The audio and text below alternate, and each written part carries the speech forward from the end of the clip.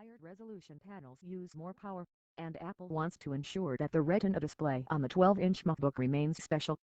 Yet, all of the Air's competitors, including ones that cost $300 less, have at least a 1080p display. What's more, if Apple is boasting that the Air is better than ever for playing games, shouldn't it have a screen to match at 330 for nits? The Air's brightness is on a par with the HP X360-339 nits and is brighter than the typical ultra-portable 272 nits, the non-touch XPS 13298, the Asus UX 305-281 and the Lenovo Yoga Pro 318. However, the Air's display falls down on some other display metrics. Our tests revealed that it can produce just 65.8% of the sRGB gamut, which makes it far less colorful than not only the average ultra-portable 78.7% but the XPS 1392, the HP X360-103 Yoga Pro 99 and even the less expensive Asus ZenBook UX 305-94. And the colors it can display aren't very accurate. With a delta T-score of 4.3, numbers closer to 0 or better, the Air didn't fare as well as the average 3.4, the X360 or the UX 305 1.5. The Dell XPS 13, however, was even worse, at 8.1. Graphics don't wow.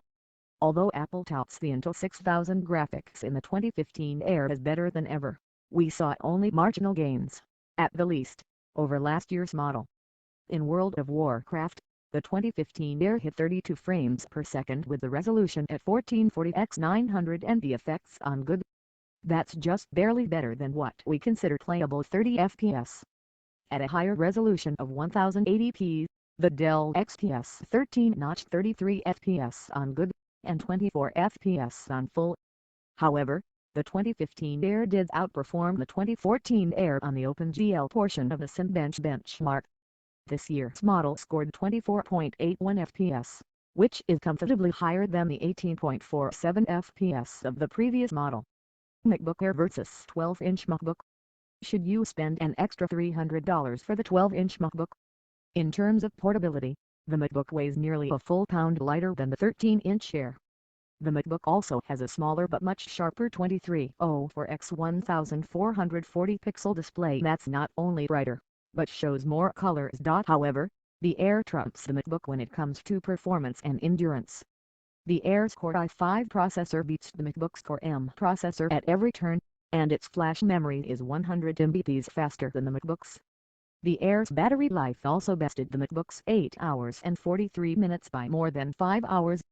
Most important, the MacBook has just one port USB-C, so you'll need to buy adapters if you want to charge the notebook and plug in another device at the same time.